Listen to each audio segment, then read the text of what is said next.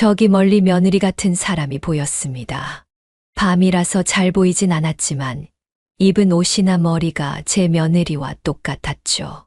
근데 이상한 건 그 사람이 다른 남자의 팔짱을 끼고 아파트 현관에서 나오고 있었다는 겁니다. 저도 모르게 몸을 숨기고 그 장면을 바라보았죠. 그 여자는 주위를 둘러보더니 남자한테 입을 맞추었고 남자는 그 여자를 꽉 안았습니다. 그리곤 주차되어 있는 차를 타고 아파트를 빠져나갔죠. 그 여자는 그 차가 가는 것을 보고 집으로 들어갔습니다. 저는 제 눈을 의심했어요. 이건 아닐 거야. 내가 잘못 본 걸 거야. 저 사람은 내 며느리가 아니야. 라고 마음속으로 되뇌었어요. 하지만 너무 이상했습니다. 우리 집 라인에는 제가 알기론 저희 와이프와 비슷한 외모의 사람도, 머리를 한 사람도 본 적이 없었거든요. 저는 잠시 시간 텀을 두고 아파트 현관으로 들어갔습니다. 엘리베이터 층수를 보니 저희 집 층으로 되어 있더군요. 거기서 저는 저희 불길한 예감이 맞을지도 모른다는 생각을 했습니다. 저는 떨리는 마음으로 엘리베이터 버튼을 눌렀어요. 엘리베이터를 기다리는 시간이 왜 이렇게 짧은지, 이게 사실이라면 저는 어떤 표정을 짓고 어떤 말을 해야 하는지 생각도 못했는데 말이에요. 하지만 저는 무엇에 이끌리듯 집 앞에 도착했습니다. 비밀번호를 누르려고 하는데 문이 살짝 열려 있었습니다. 보니까 급히 들어간 듯이 슬리퍼가 문에 살짝 껴 있더군요. 저는 최대한 조용하게 문을 열고 들어갔습니다. 들어간 집에서는 통화하는 며느리의 목소리가 쩌렁쩌렁하게 들리더군요. 저는 현관에서 들어가지 않은 채 며느리의 통화를 엿들었습니다. 자기야, 운전할 때는 통화하지 말라니깐. 위험해. 얼마나 남았어? 10분. 가까워서 참 좋다, 그치? 뭐? 다음 주에도 우리 집에 오고 싶다고? 안 돼, 우리 집에 항상 시어머니 계신 거 알잖아. 당신은 운 좋은 줄 알아. 이런 기회 진짜 없거든. 우리 시어머니는 거의 지방령 마냥 집에 붙어 계셔. 이번에도 친구들이랑 여행 안 간다고 하는 거 내가 보내느라고 얼마나 힘들었는지 알아? 다 자기랑 있으려고 한 거지. 매번 어디 간다고 자기가 돈 많이 썼잖아. 그래, 다음엔 어디로 놀러 갈까? 저는 도저히 믿지 못했습니다. 분명 이건 며느리의 목소리였고 우리 아들이 아닌 다른 사람과 통화하는 소리였어요. 며느리는 저희 아들을 여보라고 부르지 절대 자기라고 부르지 않았거든요. 저는 당장 가서 며느리의 머리채를 잡고 싶은 심정이었지만 더 들어보기로 했어요.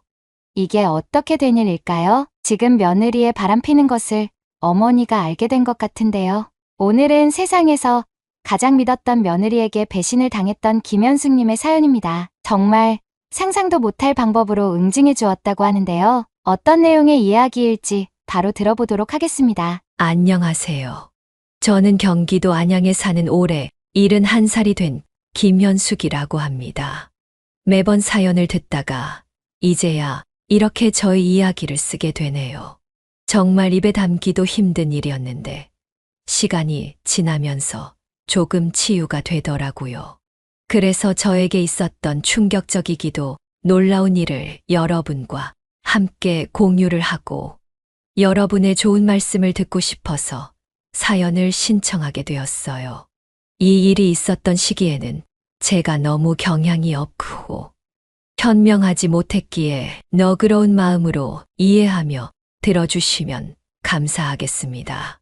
그리고 제 이야기를 끝까지 들으신 후 제가 어떻게 했으면 더 좋았을지, 그리고 이후에는 어떻게 살아야 하는지 더 좋은 말씀 해주신다면 살아가면서 실천하며 살겠습니다. 그럼 이야기 시작하겠습니다. 제 이야기를 먼저 말씀드리기 위해선 제 아들을 가지게 되었을 때 이야기를 먼저 말씀드려야 할 것 같아요.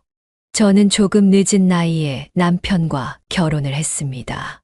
남편과는 직장 동료였어요. 몇 년간은 동료처럼 지내다가 같이 일을 하나 맡게 되어 출장을 가게 되었는데 거기서 술을 한 잔 했다가 눈이 맞아버렸죠. 회사에서 2년 정도 비밀연애를 하다가 결혼식을 올렸어요. 당시에 회사 동료들은 어쩜 그렇게 감쪽같이 속였냐며 대단하다고 이야기를 했죠. 결혼을 하고 나서도 저는 회사를 그만두지 않았어요. 당시에 나이를 가지는 게 좀 무서웠어요. 주변 사람들은 제가 이해가 안 된다고 했지만 정말 무서웠어요. 제가 누군가를 책임진다는 것도 무서웠고, 아이를 가지면 힘들고 낳을 때도 아프다고 들었기에 최대한 뒤로 미루고 싶었죠. 하지만 남편은 계속 아이를 가지고 싶다고 저를 설득했어요. 저는 그런 남편에게 미안했지만 그래도 계속 미뤘어요. 그렇게 3년 동안 더 일을 하고 나서야 저는 남편과 아이를 계획했죠. 처음엔 잘 임신이 안 되더라고요. 그래서 여러 병원도 다니고 한의원에서 보약도 지어 먹으면 매우 노력했어요. 저는 그때 저를 원망하게 되더라고요. 제가 아이를 가지기 싫어했어서 하늘이 벌을 준 것이야 생각했죠. 그래도 버틸 수 있었던 건 제 옆에 있던 남편이 저를 잘 위로해 주었기 때문이었어요. 남편은 계속 노력하다 보면 하늘이 알아주실 거라 했죠. 저는 매일 밤 기도했어요. 저에게 아이를 주신다면 제가 전에 가졌던 나쁜 마음들 평생 반성하며 살겠다고요. 그리고 그 아이에게 제 모든 걸 주겠다고도요. 제 기도가 통했던 것일까? 1년쯤 지났을 때 저는 임신을 할 수 있었습니다. 너무 기뻤어요. 저와 남편은 거실에서 부둥켜 안고선 펑펑 울었습니다.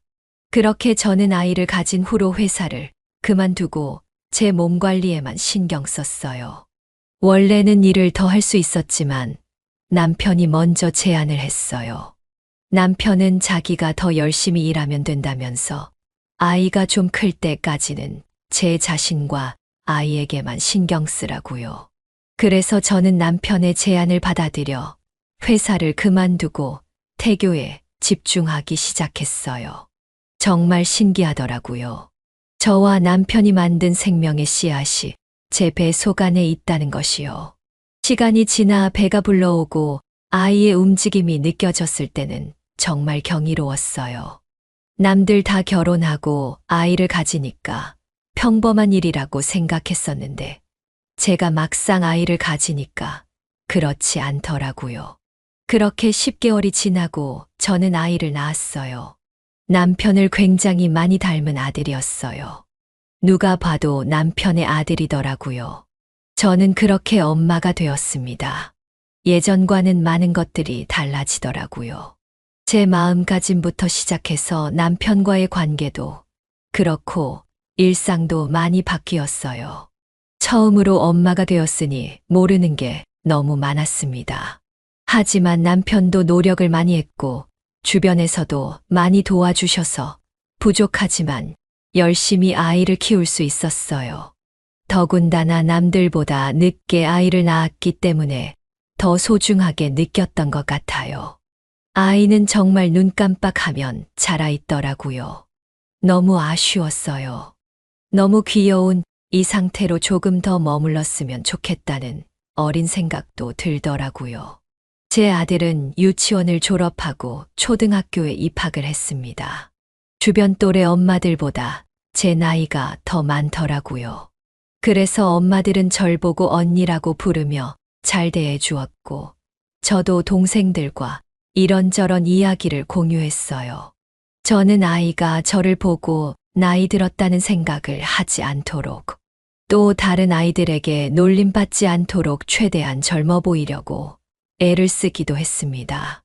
남편과 둘째 이야기를 하기도 했었지만 사실 저희에겐 한 명 있는 아들도 너무 큰 축복이었기에 괜찮았어요. 병원에서 둘째를 가지기엔 조금 힘들다고도 했었고 저 또한 아이 한 명에게 집중하고 싶었거든요.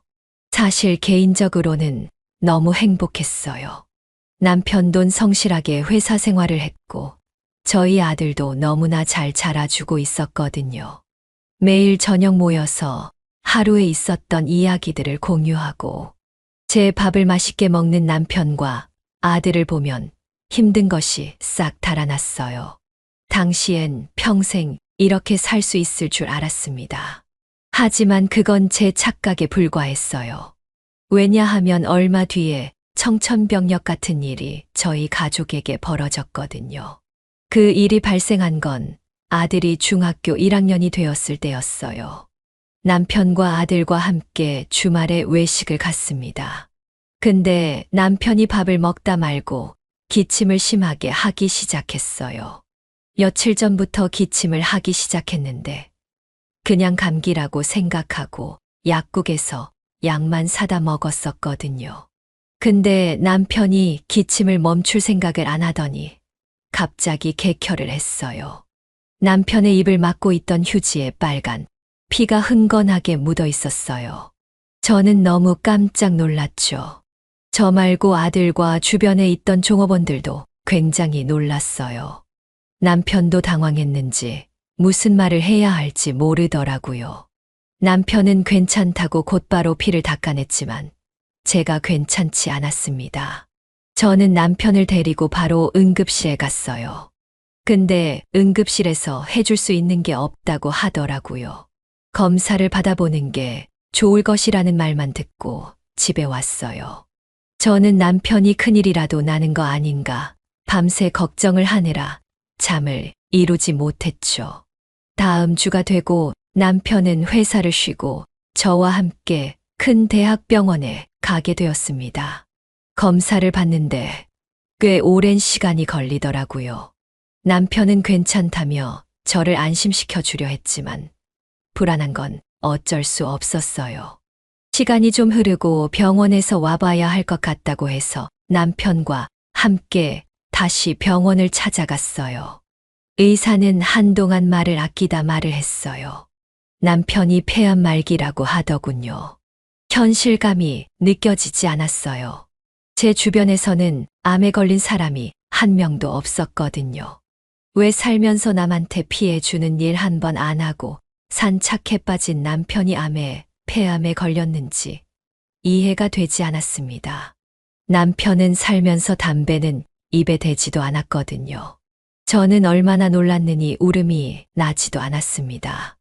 의사는 저희에게 차분히 여러 방법들을 말해 주었고 저도 이것저것 물어보았죠. 남편을 안심시키기 위해서 울음을 꾹 참고 있었는데 병실에서 나와 남편이 저를 안아주며 괜찮다고 말했을 때 저는 도저히 참지 못했습니다. 남편의 품에 안겨 남편이 옷깃이 다 젖어버릴 정도로 울기 시작했죠. 결과는 너무나도 좋지 않았습니다. 이미 폐에 있는 악성 종양이 뇌 쪽으로도 전이가 어느 정도 진행되어 있는 상태였어요. 알고 보니 남편은 이전부터 두통이나 구토 같은 여러 증상들이 있었지만 그냥 대수롭지 않게 생각한 것이었어요. 저는 자기 몸 하나 못 챙긴 남편이 너무 원망스러웠습니다. 저도 모르게 남편에게 화를 냈어요. 어떻게 아버지라는 사람이 자기 몸 하나 못 챙길 수가 있어요. 당신 가면 우리는 어떡하라고요. 미안해, 여보. 남편은 그 말을 끝으로 아무 말도 하지 않았어요. 그저 저를 안고서 울기만 했습니다. 남편은 수술과 치료가 가망이 없다는 것을 알고 나서는 치료를 포기했어요. 회사도 그만두었죠. 회사에 산재 처리를 했는데 기각되었습니다. 대신 위로금 조로 퇴직금에 돈을 조금 더 얹어주더군요. 한동안 넋을 놓고 있던 저도 남편이 삶을 정리하는 모습을 보며 가만히 있으면 안 될 것 같다는 생각이 들더군요. 저는 최대한 남편이 편하게 남은 생을 보낼 수 있게 도와주었어요. 남편의 주변 관계와 재산 정리를 도와주었고 아들에게 남편의 상황을 차분하게 말해 주었습니다. 아들도 충격을 받았는지 몇 날 며칠을 울고 나서야 정신을 차리더군요. 저는 남편이 아들에게 가장 멋진 아버지로 남았으면 했어요. 그래서 저희는 모아둔 돈을 가지고 가족 여행을 떠났습니다. 남편이 두통과 기침, 호흡곤란 등으로 중간중간 많이 힘들어했지만 그래도 좋은 추억들을 많이 쌓았죠. 그 후 6개월이 지나고 남편은 세상을 떠났습니다. 마지막엔 병원 신세를 질 수밖에 없었고 마지막 일주일 동안 의식이 없었어요. 저와 아들은 6개월 동안 차분하게 마음의 준비를 해왔기에 그나마 담담하게 남편을 편안히 보내줄 수 있었어요. 저는 눈을 감은 남편에게 말했어요. 여보, 걱정 말아요. 우리 지훈이 제가 남 부끄럽지 않게 잘 키워볼게요. 지금까지 멋진 아버지로 있어줘서 고마웠어요. 누가 뭐래도 당신은 나에게 세상에서 가장 멋진 남자였어요. 거기 가서도 저와 지훈이 잘 살 수 있게 항상 지켜봐줘요. 사랑해요. 그렇게 세상엔 저와 아들밖에 남지 않았습니다. 남편이 남기고 간 재산이 있었지만 아들을 대학 보내고 결혼할 돈을 보태주기에는 한없이 모자랐어요. 그렇다고 적은 재산은 아니었지만 저는 일을 다시 시작해야 했습니다. 10년이 넘도록 일을 하지 않았던 터라 이전에 제가 했던 일을 할 수는 없었어요.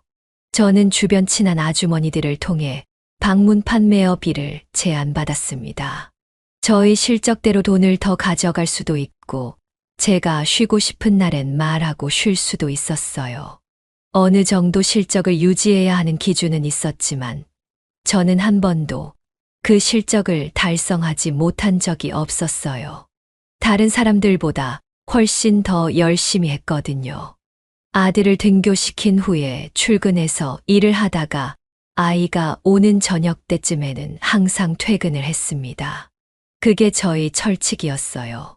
아들과의 시간을 꼭 보내야 한다는 것. 아들은 남편을 닮아 정말 착했습니다. 그리고 저의 힘듦을 항상 이해해주고 고마워해 주었어요. 그래서 아들은 자기주도적으로 학교를 끝난 뒤 여러 학원에 가면서 제가 많이 걱정하지 않게 해주었습니다. 정말 기특했죠. 그렇게 인고의 시간이 지나갔고 어느새 아들은 대학에 입학하게 되었습니다.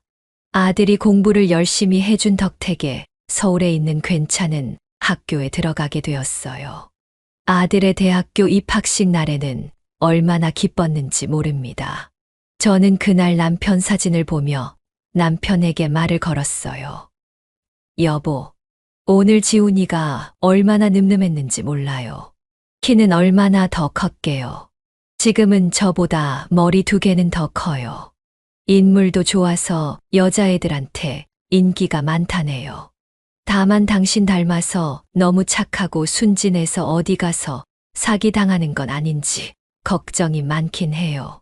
당신이 위해서 우리 잘 보살펴준 덕분에 이렇게 올 수 있었어요. 고마워요. 저는 사실 혼자서 아이를 키우며 너무 힘든 일이 많았습니다. 하지만 남편에게는 말하지 않았어요. 약한 모습을 보이고 싶지 않았거든요. 특히 아들 앞에서 저는 항상 강한 모습만 보여주려고 했어요. 아들이 기죽지 않았으면 했거든요. 아들이 대학교를 가서 서울에서 자취를 하게 되었어요. 그래서 저는 집에 혼자 남았습니다. 집이 워낙 낡고 좁은데도 불구하고 덩치 큰 남자아이 하나가 나가니까 넓어 보이더라고요. 아들도 아르바이트를 시작해서 생활비를 번다고 했습니다. 저는 최대한 지원해주고 싶었지만 집세를 보태주는 것만으로도 힘에 벅차더라고요. 그렇다고 아들 결혼할 때 지원해줄 돈은 건들고 싶지 않았고요. 그래서 아들이 일을 하는 것도 경험이라 생각해 아들이 아르바이트 하는 것을 허락했습니다. 덕분에 제가 감당해야 할 마음의 부담과 경제적 부담은 많이 줄었지만 조금은 허전했어요. 워낙 아들을 키워야 한다는 책임감 하나로만 살아왔다 보니까 제 인생을 너무 돌보지 못했더라고요. 어느새 피부는 많이 푸석푸석해졌고 손과 발은 고생을 많이 했는지 참 못생겨졌습니다. 그래도 아들을 위한 훈장이라 생각하니 뿌듯하기도 했고요. 저는 이후로도 일을 그만두지 않았어요. 이전보다 횟수는 줄었지만 출근을 해서 돈을 벌었고 아들에게 집세와 용돈을 주었어요. 그게 제 유일한 행복이었죠. 주변에서는 제가 하고 싶은 것들을 좀 하면서 살라고 했지만 이게 제가 하고 싶은 것이었어요. 지금 생각해보면 참 바보 같은 생각이었죠. 그때 저를 더 돌봐야 했었는데 말이에요. 그 덕택에 어떻게 쉬는지도 모르는 바보가 되어버렸죠. 그렇게 아들은 군대도 다녀오고 학교도 졸업을 했어요. 1년 동안 취업을 준비한 뒤 나이 27에 외국계 기업에 취직하게 되었습니다. 아들은 첫 월급을 탄 날 저에게 절을 하며 말했어요. 어머니 지금까지 저를 잘 키워주셔서 감사해요. 제가 평생토록 어머니 은혜 잊지 않고 보답하며 살겠습니다. 이제는 조금 힘든 일 내려놓으시고 좀 즐기며 사세요. 고맙구나, 애야. 나는 너가 이렇게 잘 자라준 것이 최고의 축복이라고 생각한다. 그렇게 말을 해주는 것만으로도 너무 좋구나. 그렇게 아들은 회사 근처에 있는 작은 집을 얻어 나가게 되었어요. 그 이후로 저는 3년간 더 일을 했습니다.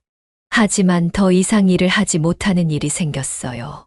제 무릎과 발에 문제가 생겼거든요. 병원에서 검사를 해보니 족저근막염에다가 무릎에 물이 차 있더라고요. 너무 많이 걸어서 생긴 거라고 의사가 말했습니다. 이후로 치료를 받았지만 많이 걸을 때면 항상 무릎과 발이 아파왔어요. 이제 돌아다니며 물건을 파는 일은 못하게 되었습니다. 그래도 저는 일을 쉬고 싶지는 않았어요. 주변 아주머니들에게 수소문을 해서 움직이지 않고 할 수 있는 일을 찾았어요. 바로 더덕을 까는 일이었어요. 지역신문에서 누가 보고는 저에게 추천을 해주었죠.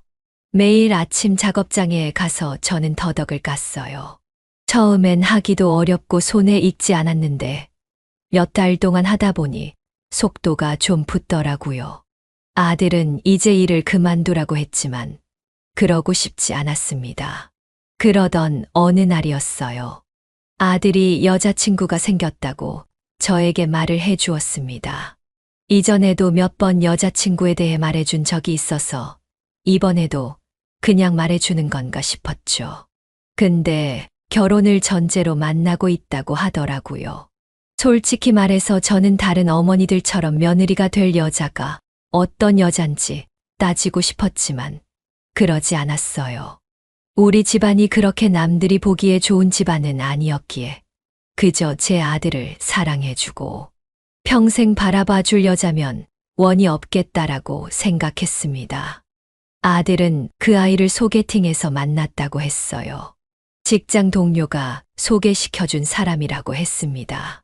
아들의 여자친구는 학습지 선생님이었고 정직원은 아닌 것 같았어요. 하지만 괜찮았습니다. 직업이 무엇이든 아들과 잘 살 수 있는 참한 사람이기만 하면 되었으니까요. 그렇게 몇 달 뒤 아들은 며느리 될 여자를 저에게 소개시켜 주었습니다. 참 이쁜 여성분이었어요.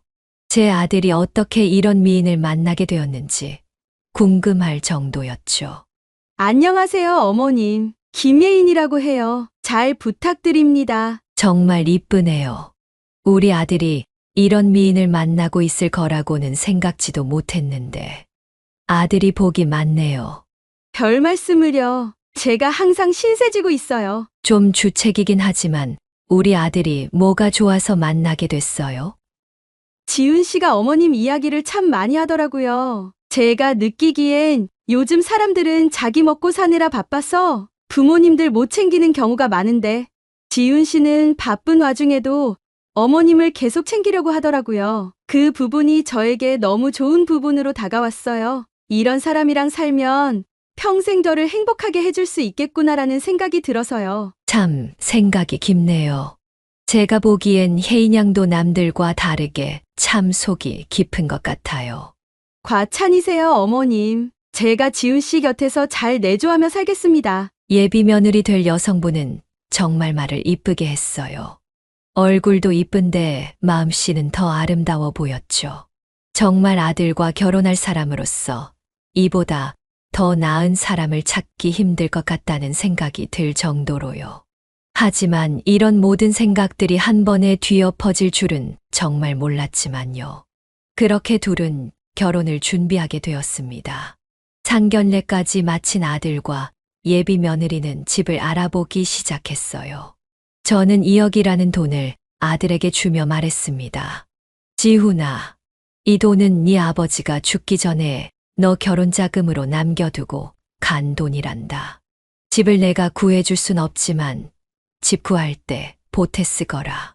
어머니 고마워요. 전 매번 받기만 하네요. 잘 살게요. 그렇게 몇 달이 지나고 아들은 며느리와 괜찮은 아파트를 구입하게 되었습니다. 저는 둘이 결혼 준비하는 모습만 봐도 행복했죠.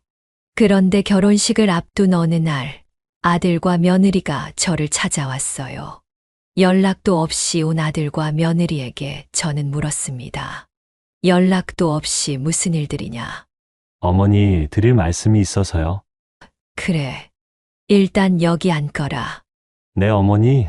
사실 고민을 하다가 어머니가 저희랑 같이 사는 게 어떠신지 물어보러 왔어요. 뭐라고? 내가 너희랑. 네, 어머니 무릎도 안 좋으시고 제가 지금까지는 어머니 모셔다도 드리고 병원도 같이 가드리고 했잖아요. 근데 따로 살게 되면 제가 그렇게 하기가 좀 힘들 것 같아서요. 같이 살면 저나 혜인이가 어머니 잘 돌봐드릴 수 있으니까요. 아서라. 너희는 신혼인데 내가 가서 무슨 짐짝이 되려고. 아니에요. 혜인이도 어머니랑 같이 사는 거 좋다고 했어요.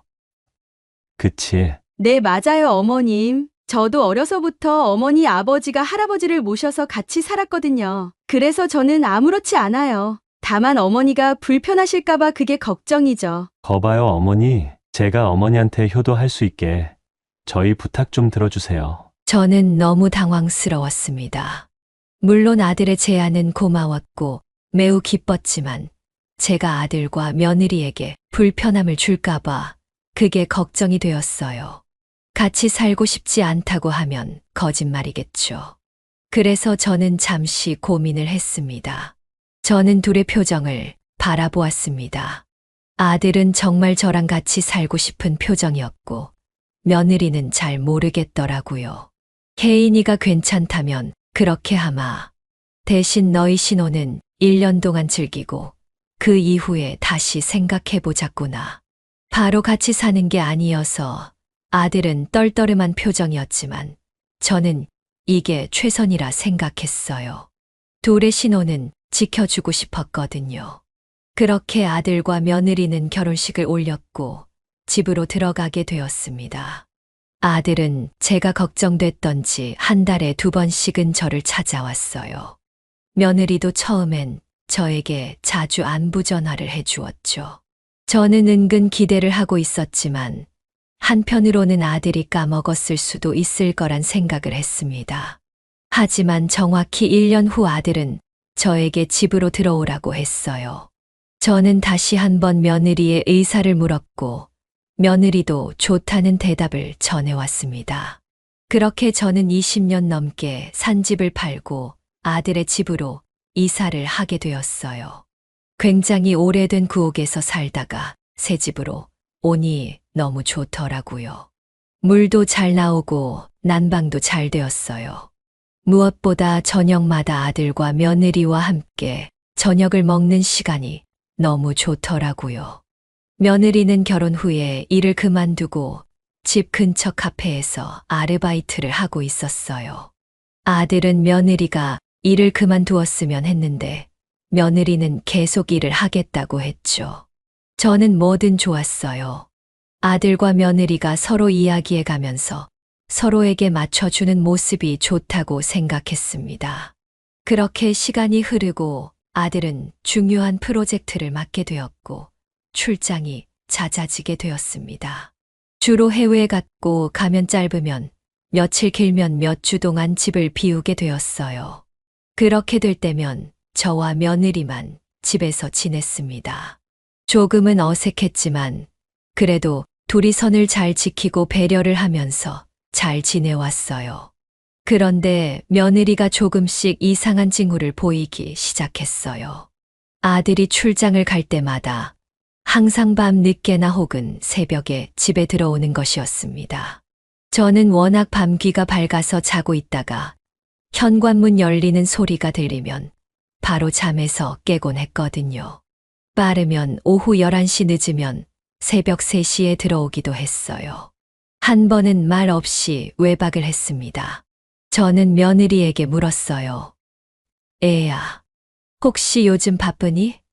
카페는 문을 일찍 닫을 텐데 요즘 왜 이렇게 늦게 들어와? 어머님, 그게 아니고요. 요즘 연말이라 회식도 많고 친구들 만날 약속도 많아서요. 죄송해요. 일찍 다닐게요. 아니다. 미안할 건 아니지만 늦게 다니면 위험하잖니. 걱정이 되어서 물어본 거니까 괴념치 말 거라. 감사해요, 어머님. 남편한테는 비밀로 해주실 거죠? 지훈이는 모르는 일이니? 내 남편은 워낙 고지식해서 제가 밤늦게 친구들 만나고 온다고 하면 분명 화낼 것 같아서 비밀로 했어요. 제가 뭐 나쁜 짓 하는 것도 아니고요. 가끔 남편 출장 갈 때라도 마음 편하게 친구들 만나고 싶어요. 부탁이에요, 어머님. 여자들만의 비밀 지키셔 주실 거죠? 며느리는 저를 보며 활짝 웃었습니다. 저도 웃었죠. 이 비밀을 통해 며느리와 조금이라도 더 가까워진 것 같아 기분이 좋았거든요.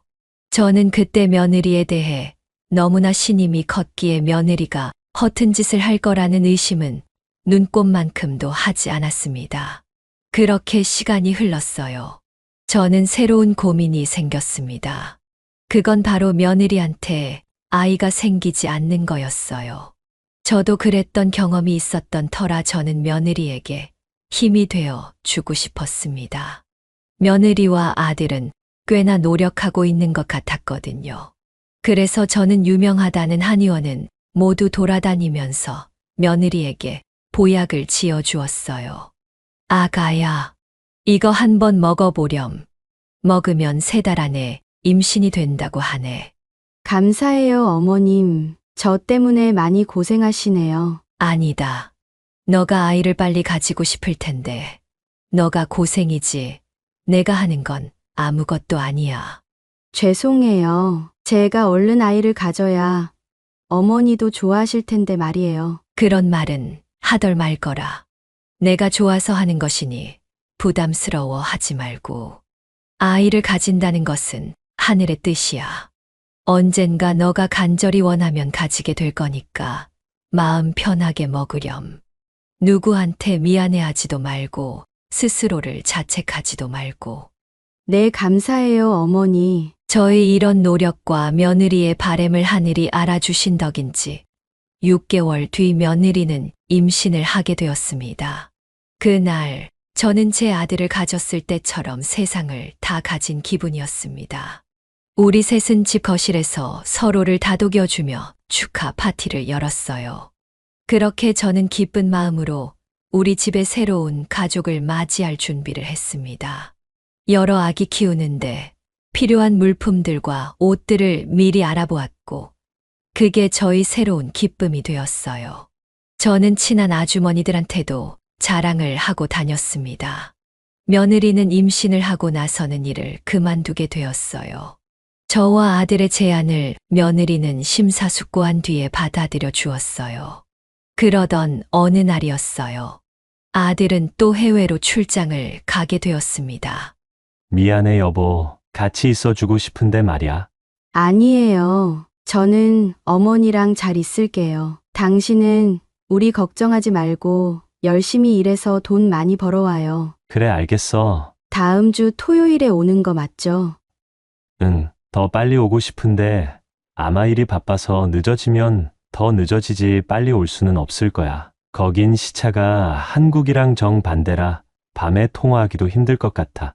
괜찮아요. 대신 올 때 선물 잊지 말고요. 그래 알겠어. 어머니, 저 다녀오겠습니다. 혜인이 좀 부탁드려요. 그래. 몸 건강히 잘 다녀오거라. 며느리는 아들이 자주 출장을 가는 것에 서운할 수 있음에도 항상 밝은 목소리로 아들에게 잘 다녀오라고 했어요. 저는 그런 며느리에게 참 고마운 마음을 느꼈습니다. 그래서 제가 며느리를 잘 보살펴 주겠다 다짐을 했어요. 하지만 며느리는 아들이 없을 저녁 때마다 나가기 시작했어요. 어느 날엔 점심에 나갔다가 새벽에 들어오기도 했습니다. 저는 너무 걱정이 되었어요. 그래서 며느리에게 말했습니다. 이번에도 친구 만나고 오는 거니? 네, 어머니. 제가 너무 늦게 들어왔죠. 그래. 애도 있는데 너무 무리하는 거 아니야? 제가 유일하게 스트레스 푸는 게 친구들 만나서 수다 떠는 거라서요. 그래도 술은 안 마시잖아요. 그건 다행이다만 너무 늦게 자는 건 아이한테 좋지 않아. 네, 어머님. 그래도 정신적으로 스트레스 받는 것보다는 나으니 이해해 주세요. 남편 오기 전까지만 작은 일탈 좀 하고 오면 다시 규칙적인 생활로 돌아갈게요. 그래, 알겠다. 밥은 잘 챙겨 먹어야 한다. 네, 그럼요, 어머님. 어차피 일주일이면 아들이 오니 며느리가 밖에서 놀고 오는 것에 그리 큰 걱정을 하지 않았죠. 그렇게 며칠이 지나고 아들이 오기까지 일주일 정도가 남았습니다. 저에게도 일정이 하나 잡혔습니다. 이전에 살던 곳에서 친하게 지냈던 친구들이 함께 여행을 가자는 거였어요. 정확히 말하면 지리산에 가자는 것이었죠. 저는 며느리가 걱정이 되었지만 여행을 너무 가고 싶었어요. 오랫동안 친구들을 보지 못했거든요. 며느리는 너무나 밝은 목소리로 다녀오라고 말했습니다. 어머님이야말로 매일 집에만 계시는데 이럴 때 아니면 언제 바람 좀 쐬고 오시겠어요. 저는 무조건 찬성이에요. 다녀오셔요. 정말 그래도 되겠니? 혼자 있을 수 있겠어. 그럼요. 아직 임신 초반이잖아요. 그리고 해봐야 2박 3일인데요, 뭐. 어머니 무릎 안 좋으신데 산행은 괜찮으시겠어요? 지금은 많이 좋아졌단다. 천천히 오르다가 안 되겠으면 도중에 내려와야지 뭐. 꼭 무릎 보호대 하세요, 어머님. 그래, 고맙다 애야. 그럼 잘 다녀오마. 저는 기쁜 마음으로 친구들에게 향했습니다. 아들과 했던 약속이 마음에 걸렸지만 너무나도 친구들이 보고 싶었어요. 그렇게 저는 친구들과 지리산으로 향했습니다. 오랜만에 친구들을 만나 코에 바람을 넣으니 정신이 맑아지긴 하더군요. 얼마나 웃고 떠들었는지 모릅니다. 저는 아들과 며느리 그리고 곧 태어날 손자에 대해 이야기했고, 저보다 미리 경험한 친구들은 저에게 많은 조언을 해주었어요. 그렇게 도착해서 하루는 펜션을 잡아서 놀게 되었습니다. 다음 날 산행을 가야 해서 아침 일찍 잠에 들었어요. 그리고 새벽에 일어나 산행을 가게 되었는데 이게 뭐람? 제 무릎과 발이 또 살살 아파오기 시작하는 게 아니겠어요. 등산 초입까지 갔는데도 더 이상 올라가기가 힘들더라고요. 친구들은 저를 걱정하기 시작했고 저는 친구들에게 미안한 마음이 들어 저를 빼놓고 올라가라고 했습니다. 저는 어제 논 것만으로도 사실 충분했거든요. 그래서 저는 다시 숙소로 향했습니다. 넓은 숙소에 혼자 있으려니 너무 심심하더군요. 무릎과 발을 원망하며 주무르고 있는데 갑자기 며느리 생각이 났습니다. 며느리가 혼자서 밥을 해먹고 빨래나 청소 등 집안일을 한다고 생각하니 너무 미안해졌습니다. 그래서 저는 하루빨리 집으로 올라가야겠다고 생각이 들었어요. 저는 친구들에게 문자를 하나 남기고는 짐을 싸고 터미널로 향했습니다. 그리고 집으로 가는 버스표를 끊었죠. 며느리에겐 말하지 않았습니다. 깜짝 놀래켜줄 생각이었거든요. 걱정 반 기대 반으로 저는 서울에 도착했고 빨리 가기 위해 터미널에서 택시를 탔습니다. 30분 정도 시간이 걸렸고 집에 거의 다 와서 저는 택시에서 내렸어요. 저기 멀리 며느리 같은 사람이 보였습니다. 밤이라서 잘 보이진 않았지만 입은 옷이나 머리가 제 며느리와 똑같았죠. 근데 이상한 건 그 사람이 다른 남자의 팔짱을 끼고 아파트 현관에서 나오고 있었다는 겁니다. 저도 모르게 몸을 숨기고 그 장면을 바라보았죠. 그 여자는 주위를 둘러보더니 남자한테 입을 맞추었고 남자는 그 여자를 꽉 안았습니다. 그리곤 주차되어 있는 차를 타고 아파트를 빠져나갔죠. 그 여자는 그 차가 가는 것을 보고 집으로 들어갔습니다. 저는 제 눈을 의심했어요. 이건 아닐 거야. 내가 잘못 본 걸 거야. 저 사람은 내 며느리가 아니야. 라고 마음속으로 되뇌었어요. 하지만 너무 이상했습니다. 우리 집 라인에는 제가 알기론 저희 와이프와 비슷한 외모의 사람도, 머리를 한 사람도 본 적이 없었거든요. 저는 잠시 시간텀을 두고 아파트 현관으로 들어갔습니다. 엘리베이터 층수를 보니 저희 집 층으로 되어 있더군요. 거기서 저는 저희 불길한 예감이 맞을지도 모른다는 생각을 했습니다. 저는 떨리는 마음으로 엘리베이터 버튼을 눌렀어요. 엘리베이터를 기다리는 시간이 왜 이렇게 짧은지, 이게 사실이라면 저는 어떤 표정을 짓고 어떤 말을 해야 하는지 생각도 못했는데 말이에요. 하지만 저는 무엇에 이끌리듯 집 앞에 도착했습니다. 비밀번호를 누르려고 하는데 문이 살짝 열려 있었습니다. 보니까 급히 들어간 듯이 슬리퍼가 문에 살짝 껴 있더군요. 저는 최대한 조용하게 문을 열고 들어갔습니다. 들어간 집에서는 통화하는 며느리의 목소리가 쩌렁쩌렁하게 들리더군요. 저는 현관에서 들어가지 않은 채 며느리의 통화를 엿들었습니다. 자기야, 운전할 때는 통화하지 말라니깐. 위험해. 얼마나 남았어? 10분. 가까워서 참 좋다, 그치? 뭐? 다음 주에도 우리 집에 오고 싶다고? 안 돼, 우리 집에 항상 시어머니 계신 거 알잖아. 당신은 운 좋은 줄 알아. 이런 기회 진짜 없거든. 우리 시어머니는 거의 지방령 마냥 집에 붙어 계셔. 이번에도 친구들이랑 여행 안 간다고 하는 거 내가 보내느라고 얼마나 힘들었는지 알아? 다 자기랑 있으려고 한 거지. 매번 어디 간다고 자기가 돈 많이 썼잖아. 그래, 다음엔 어디로 놀러 갈까? 저는 도저히 믿지 못했습니다. 분명 이건 며느리의 목소리였고 우리 아들이 아닌 다른 사람과 통화하는 소리였어요. 며느리는 저희 아들을 여보라고 부르지 절대 자기라고 부르지 않았거든요. 저는 당장 가서 며느리의 머리채를 잡고 싶은 심정이었지만 더 들어보기로 했어요. 나도 더 같이 있고 싶징. 내가 어떻게 지금까지 안 걸린 줄 알아? 완전 안전주의자니까 그런 거야. 그래서 자기랑 술 마시고 싶은데도 참고 매번 같이 자지도 않고 집에 들어갔잖아. 이번에도 만약 어머니 무슨 일 있어서 빨리 오셨어 봐. 나는 그런 거 못 참아. 안전하게 해야지. 자기도 나 만나려면 이런 거 이해해줘야 해. 저기서 통화하는 사람은 제가 알던 며느리가 아니었어요. 굉장히 치밀하고 계획적인 사기꾼이었죠. 저는 온몸이 떨리기 시작했어요.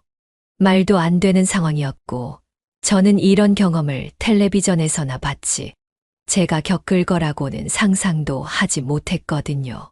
저는 일단 숨을 조용히 내쉬었고 침착하기로 했어요. 그리곤 다시 문을 열고 나갔어요. 그리고 밑으로 내려갔죠.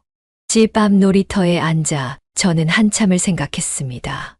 이 상황을 어떻게 해야 할지에 대해서요. 아들에게 이야기를 먼저 해야 하나 말아야 하나. 증거를 미리 모아둬야 하나 어떻게 해야 하나. 내가 말한다고 아들이 이 믿지 못할 상황을 믿어줄까? 나도 지금 믿기 힘든데.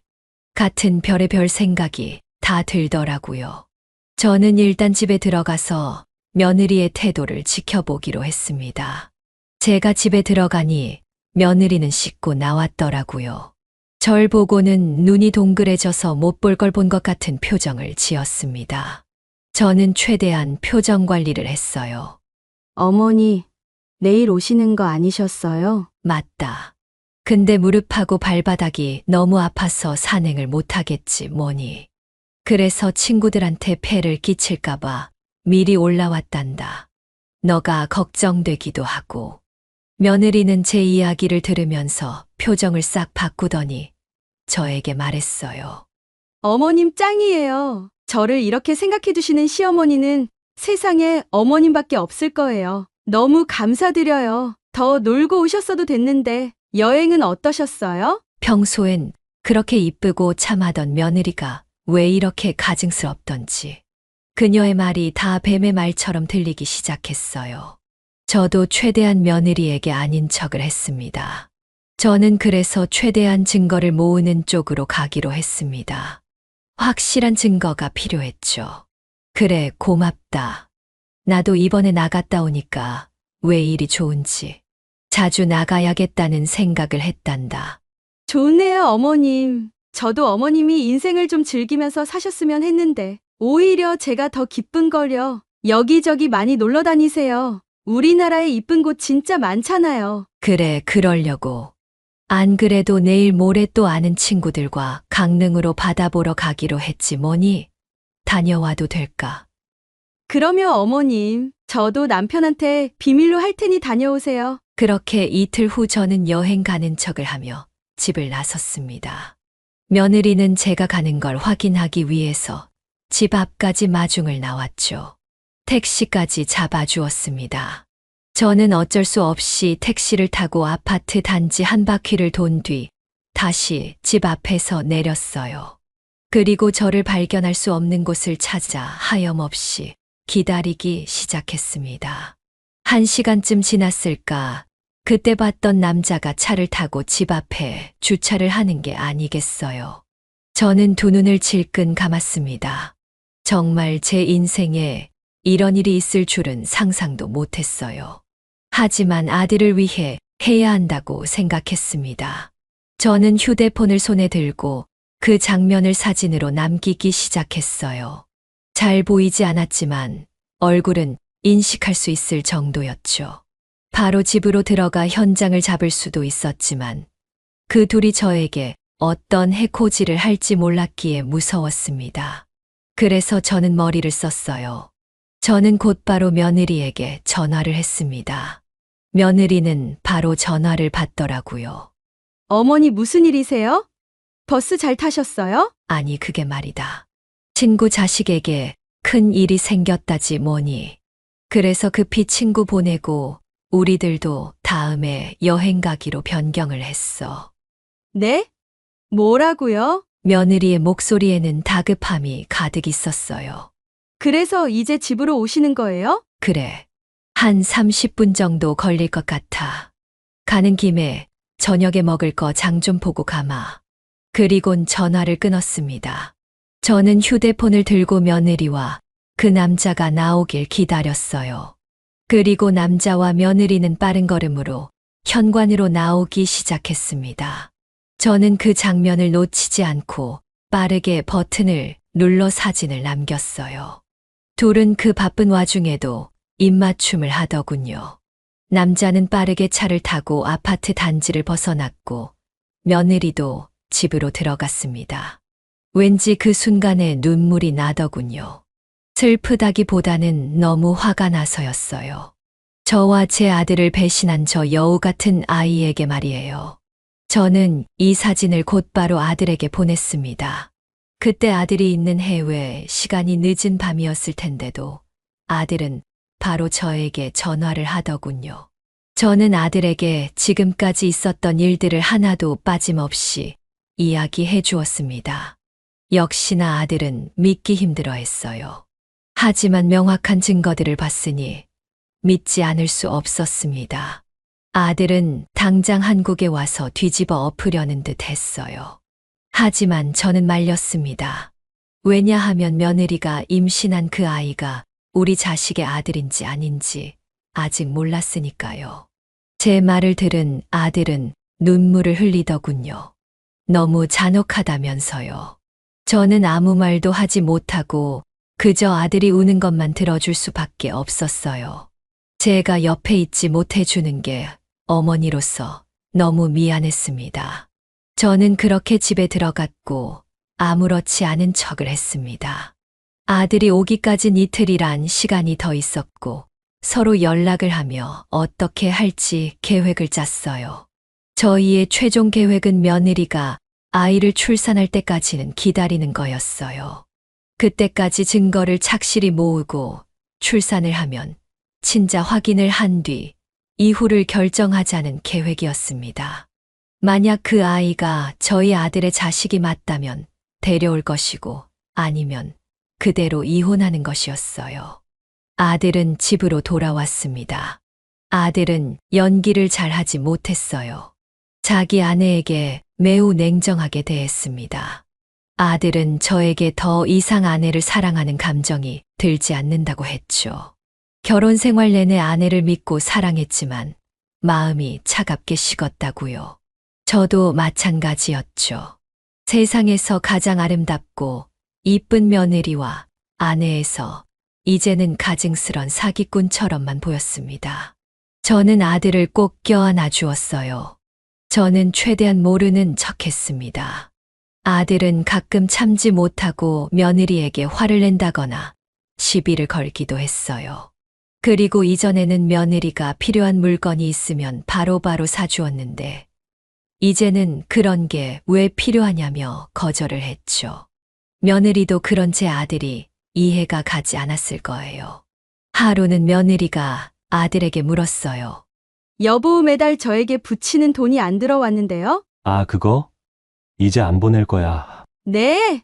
그게 무슨 소리예요? 생각해보니까 내가 주는 생활비로도 충분하잖아. 그리고 당신이 정말 필요한 게 있으면 나한테 말해. 내가 그때마다 돈 붙여줄 테니까. 그게 뭐예요? 제가 어린 아이도 아니고 제가 당신 허락을 받고 돈을 써야 해요? 응, 허락받고 쓰하고. 그리고 이제 생활비도 어머니한테 드릴 거야. 뭐 필요한 거 있으면 어머니한테 말해. 지금까지 돈 쓴 거 보니까 우리 생활에 맞지 않게 너무 많이 썼더라고. 이제부터 좀 아껴야지. 며느리는 정말로 벙쪄 보였어요. 그리고 몇 번은 아들과 짜고 일정이 있는 척 집 밖을 나섰어요. 그리고 그 남자와 만나는 모습을 직접 촬영했습니다. 아들은 그 모습을 직접 보고는 분노에 차올랐죠. 저는 그런 아들 옆에서 최대한 위로를 해주었고요. 며느리가 약속이 있다면 나가는 날에는 사람을 고용해서 그들을 쫓게 했습니다. 그러다 보니 출산 날까지 엄청나게 증거가 많이 쌓이더라고요. 며느리는 계속해서 아들과의 사이를 좋게 만들려고 했지만 쉽지 않은 듯 했습니다. 그렇게 시간이 지나고 며느리는 아이를 낳았어요. 딸아이였죠. 며느리는 감동에 젖은 듯 울었지만 저와 아들은 기뻐하지 못했습니다. 시간이 지나 아이가 모유를 먹고 난 뒤 저와 아들은 며느리 몰래 바로 친자 확인을 맡겼습니다. 이틀 정도 있으니 바로 연락이 오더군요. 그 아이는 아들의 자식이 아니었습니다. 아들은 그 이야기를 듣고 바로 자리에 주저앉았습니다. 그리고는 정말 서럽게 울기 시작했어요. 저도 마찬가지였죠. 하지만 이제는 진실을 밝히고 일어서야 할 때였습니다. 저와 아들은 곧바로 며느리에게 가서 모든 사실을 말하고 지금까지 모았던 증거들을 보여주었어요. 그때의 며느리 표정은 아직도 잊을 수가 없습니다. 처음엔 당황하다가 미행한 거냐고 화를 내기도 하고 결국엔 미친 듯이 울며 아들의 바지가랑이를 잡았죠. 미안하다고 한 번만 용서를 해달라면서요. 아들과 저는 그럴 생각이 없었습니다. 알고 보니 바람핀 사람은 며느리가 아르바이트를 한 젊은 카페 사장이었더라고요. 그 사장 또한 가정이 있었습니다. 그래서 아들은 그 남자의 아내에게도 지금까지 있었던 일들과 증거들을 다 보여주었습니다. 나중에 들은 거지만 그 가정도 이혼을 했다고 하더라고요. 그렇게 아들은 며느리와 이혼을 하게 되었습니다. 물론 며느리는 저희에게 아무런 조건도 내밀 수 없었죠. 거기다 남편은 불륜남에게 위자료 청구까지 했습니다. 그렇게 며느리는 그 사람의 아이를 데리고 단신이 되어버리고 말았죠. 나중에 들어보니 바람핀 그 둘이서 같이 산다고 했습니다. 자세한 건 알고 싶지 않아 정확히 듣지는 못했지만 말이에요. 그것보다 저는 제 아들이 제일 걱정이 되었습니다. 이런 엄청난 일을 겪었는데 다른 사람과 새로운 가정을 이루기 힘들 거라 생각했기 때문이었어요. 하지만 제 아들은 생각보다 씩씩하게 잘 이겨냈습니다. 그리곤 소개팅을 열심히 해서 좋은 여자분과 잘 교제를 하게 되었죠. 제 아들의 상황을 듣고도 이해해주는 여자더라고요. 요즘에 슬슬 둘의 결혼 이야기가 나오고 있습니다.